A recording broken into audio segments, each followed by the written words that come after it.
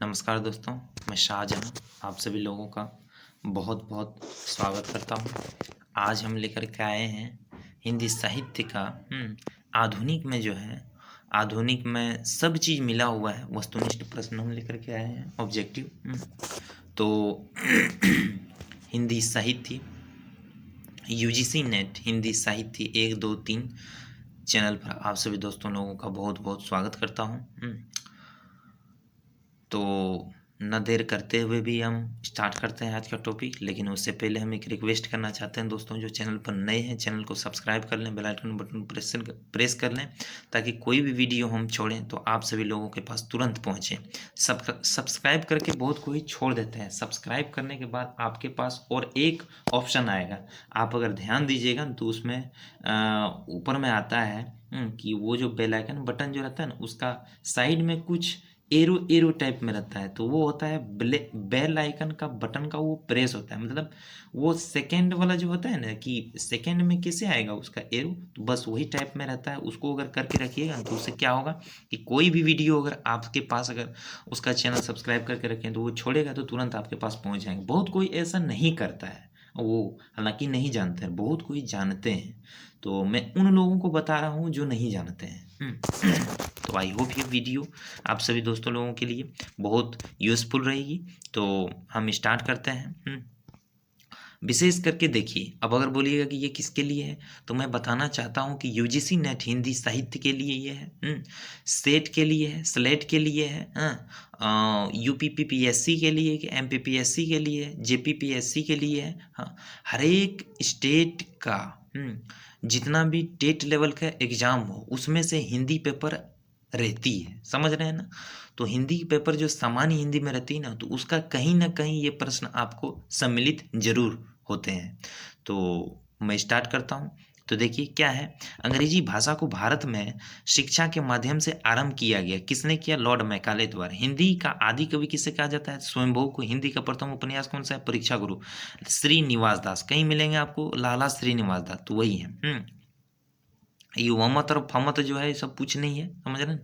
ये दे देता है टाइप में होता है तो मिल जाता है। हिंदी का प्रथम एकांकी कौन सा है? एक घूंट है। हिंदी का प्रथम पात्र यहाँ लिखा है, लेकिन पत्र होगा। पत्र कौन सा? उदंत मार्तंड है। हिंदी के प्रथम पत्र समाज को मिले। हिंदी के वर्णमाला में कितने स्वर व कितने सम स्वर होते हैं? 11 स्वर 33 सम स्वर है। हिंदी के किस समाचार पत्र में खड़ी बोली को मध्य देश भाषा कहा गया? तो बनारस अखबार, बनारस से अखबार निकलता था। हिंदी के प्रथम कवि कौन है? तो सिद्ध सरपा है, 9वीं शताब्दी है। हिंदी के प्रथम गद्यकार कौन? लल्लू। हिंदी के सर्वप्रथम गीत के लेखक कौन? विद्यापति। हिंदी के सर्वप्रथम दैनिक समाचार पत्र कौन सा? सुधा समाचार, सुधा वर्षन। हिंदी के सर्वप्रथम प्रकाशित पत्र का नाम क्या? उदंत मार्तन। अजंता की गुफा किस धर्म से संबंधित है? ये क्वेश्चन पूछा गया है, हिस्ट्री से संबंधित है, लेकिन ये इनसे भी संबंधित है, क्योंकि ये बौद्ध धर्म से कहीं ना कहीं हीनयान महायान, वहाँ से बौद्ध और जैन जो है अलग हो जाते हैं। तो वही चीज़ है। अजंता की गुफा किस धर्म से संबंधित? बौद्ध धर्म। तो अजंता की गुफाएं कहाँ है? महाराष्ट्र में है। कहाँ है? तो एलोरा में। अजंता की गुफा कहाँ है? औरंगाबाद डिस्ट्रिक्ट में है वहाँ।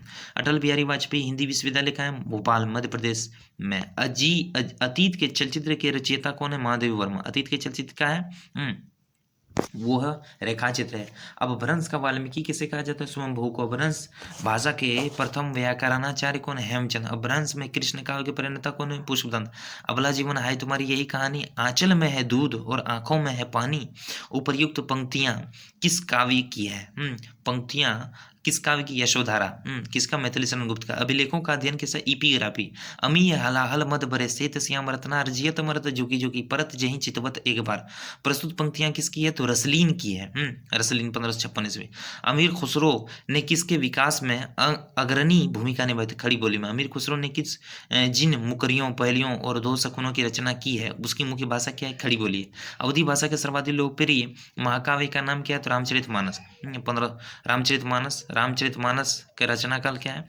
1563 आएगा, समझ रहे हैं। 1563 या 1574 आएगा। 1631 आते हैं संवत, 1574 आते हैं ईस्वी में। अशोक के फूल हो जाएगा निबंध संग्रह के रचनाकार हजारी प्रसाद द्विवेदी। अशोक के फूल 1948 में। अष्टचाप के सर्वश्रेष्ठ भक्त भी कौन है? तो सूरदास। आंख की किरकिरी होना मतलब अप्रिय लगना, अच्छा नहीं लगना। हमें कोई चीज़ अच्छी लगती है ना तो वो अच्छा नहीं लगता, किरकिरा हो जाता है, वो फीका हो जाता है। आंसू काव्य के रचयिता कौन है? जयशंकर प्रसाद। आंसू 25 है 1925। आंचलिक रचनाएं किससे संबंधित है? क्षेत्र विशेष से। आचार्य रामचंद्र शुक्ल ने त्रिवेणी आचार्य रामचंद्र शुक्ल ने त्रिवेणी में किन 3 महाकवियों की समीक्षाएं प्रस्तुत की? सूरदास, तुलसीदास और जयसी। आत्मजयी के रचयिता कौन है? कुंवर नारायण। आत्मनिर्भरता निबंध के रचनाकार कौन है? बालकृष्ण भट्ट है।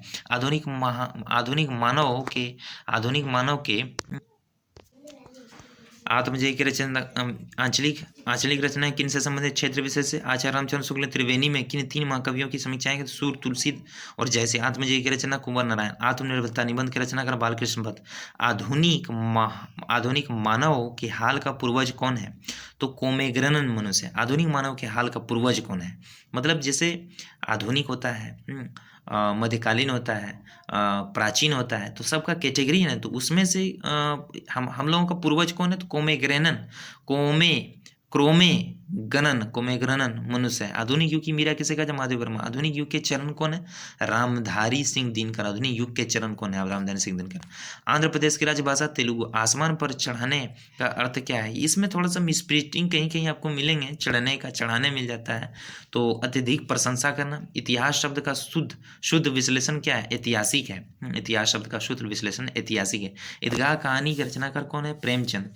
उर्दू किस भाषा का शब्द है? तुर्की। एक नार पिया को भानी तन वाको सगरा जियो पानी। यह पंक्ति किस भाषा की ब्रज भाषा में? एक भारतीय आत्मा किसे कहा जाता है? माखनलाल चतुर्वेदी को। आष्टिक भाषा समूह की भाषाओं को बोलने वालों को क्या कहा जाता है? किराट। कटक, टान, कपि, कुंजर, भारी। दूहू, भ्रूदंड, तमही, मही, मारी, दौलत। धनी, सभापत, खसे चले, भाजी, भ, मारुतु, गरसे। प्रस्तुत पंक्तियों में रचिता कौन? तुलसीदास। कठिन काव्य के प्रेत किस कवि को कहा जाता है? केशवदास को। कठिन काव्य का प्रेत अगर कहीं मिल जाए। कठिन गद्य का प्रेत किसे कहा जाता है? तो अज्ञेय को माना जाता है, समझ रहे हैं ना। और कठिन निबंध का प्रेत किसे कहा जाता है? तो हजारी प्रसाद द्विवेदी को कहा जाता है। तो आपको 46 नंबर क्वेश्चन से संबंधित 3 प्रश्न और भी मिल गए। देखिए, कठिन काव्य का प्रेत केशवदास। और कठिन गद्य का प्रेत हो जाएगा वो गद्य में जो आ जाते हैं वो अज्ञेय हो जाएंगे। और कठिन निबंध के प्रेत किसको माने जाते हैं? ये डॉक्टर रामविलास शर्मा ने हजारी प्रसाद द्विवेदी को माना है। हालांकि सामान्य मत कहीं ना कहीं मिल जाती है। कथा सम्राट किसे कहा जाता? प्रेमचंद। कबीरदास की भाषा क्या थी? सद्दुगड़ी। कलम का सिपाही किसे कहा जाता? मुंशी प्रेमचंद। कलम की सिपाही क्या है? जीवनी। कलम की सिपाही जो जीवनी है किसके ऊपर है? मुंशी प्रेमचंद जी के ऊपर। कवि कालिदास की अभिज्ञान शाकुंतलम का हिंदी अनुवाद किसने किया था? राजा लक्ष्मण सिंह ने। और राजा लक्ष्मण सिंह किस काल में ये कवि तो द्विवेदी युग में थे, ये सॉरी भारतेंदु युग में। कस्तूरी कुंडल बसे किसकी आत्मकथा है? मैत्रेयी पुष्पा की। कादंबरी के लेखक कौन है? बाण भट्ट।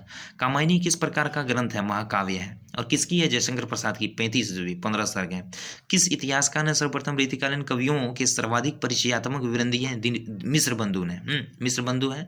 और मिश्र बंधु 3 थे, राम, श्याम और कौन? राम, श्याम और हालांकि राम थे, राम बिहारी बोस, श्याम बिहारी बोस और सुखदेव बिहारी बोस, ये 3 थे। किस काल को स्वर्ण काल कहा जाता है? तो भक्ति काल को। देखिए 56 नंबर क्वेश्चन में आपको मिलेंगे किस काल को स्वर्ण काल कहा जाता है? तो भक्ति काल को। तो ये जो पूछा जा रहा है, तो एक बात ध्यान में रखिएगा, ये जो पूछा जा रहा है किस टॉपिक पर से संबंधित? हिंदी से संबंधित। तो हिंदी से संबंधित अगर पूछे जाएंगे किस काल को स्वर्ण काल कहा जाता है? तो भक्ति काल को। अगर हिस्ट्री से संबंधित पूछे जाएंगे कि किस मुगल बादशाह के शासन काल को स्वर्ण काल कहा जाता है? तो अकबर के शासन काल को। और बता देंगे किस मुगल बादशाह के शासन काल को चित्रकला का स्वर्ण काल कहा जाता है? तो जहांगीर आ जाएंगे। और बता देंगे कि अगर फिर आएंगे किस मुगल बादशाह के शासन काल को जिसमें से उन्होंने बहुत प्रसिद्धि प्राप्त करके चित्रकला तो जहांगीर हो गया, माने कि क्या बोला जाए, किला महल ये वो बनवाए, तो उस टाइप में आ जाएंगे। किस बादशाह को कहा जाता है? तो वो आ जाएंगे शाहजहां। तो अब आते हैं 57 किस छायावादी कवि ने संवाद शैली का सर्वाधिक उपयोग है? जयशंकर प्रसाद। संवाद शैली जयशंकर प्रसाद। किस देश में अधिकतम संख्याएं में भाषा बोली जाती है? भाषाएं बोली जाती भारत में। रामधारी सिंह दिनकर किस रस के कवि माने जाते हैं? वीर रस। हालांकि आबादी में चाइना 1 नंबर है, 100 142 करोड़ के आसपास उसकी जनसंख्या हो गई है अभी वर्तमान में। और भारत में अभी जो हो गई है 137 करोड़ के आसपास है। तो यहाँ से 3 और 2 5 लगभग 5.5 या 5 के आसपास है आबादी। मतलब अगर मान लीजिएगा पूरी 5.5 करोड़ की आबादी, मतलब मान लीजिए बिहार की आधी आबादी 10.5 करोड़ है उसकी आबादी 2011 के अनुसार। तो उसकी आधी आबादी के बराबर चाइना की आबादी जो है वो हाईएस्ट है हम लोगों से, मतलब ऑल ओवर इंडिया से पॉपुलेशंस में। तो ये आंकड़ा व्यक्त किया गया है कि 2030 में जो जनसंख्या 31 में जो होंगी तो उनमें हम उसको पीछे कर देंगे। और जो भी हो उसको पाने के बाद माने भारत में लगभग कुछ और कानून बन सकती है। खैर जो भी हो आगे हम मतलब बढ़ते हैं। तो देखिए क्या है, रामधारी सिंह दिनकर किस रस के कवि माने जाते हैं? तो वीर रस के कवि माने जाते हैं। रामधारी सिंह दिनकर को किस रचना के लिए ज्ञानपीठ पुरस्कार मिला था? उर्वशी। और उर्वशी कब की रचना है? तो वर्ष 1961 ईस्वी को। कब मिला था? तो इनको मिला था उर्वशी 1968 ईस्वी में भारतीय ज्ञानपीठ पुरस्कार मिला था। तो आई होप ये वीडियो आप सभी दोस्तों के लिए बहुत यूजफुल होगी। तो मैं एक छोटा सा गुजारिश ये करना चाहूँगा कि आप चैनल को लाइक करें, सब्सक्राइब करें, कमेंट करें और शेयर करें अपने दोस्तों को। जहाँ तक हो सके, जितना हो सके अपने आप सभी दोस्त शेयर करें, लाइक करें, कमेंट करें और चैनल पर जो नए हैं वो चैनल को सब्सक्राइब करें। तो आप सभी लोगों को क्रिसमस के लिए बहुत बहुत बधाई, और अच्छे से मनाएं, सेफ होकर के मनाएं, और कहीं भी जाएं आप तो मास्क लगा करके जाएं। थैंक यू, बहुत बहुत धन्यवाद।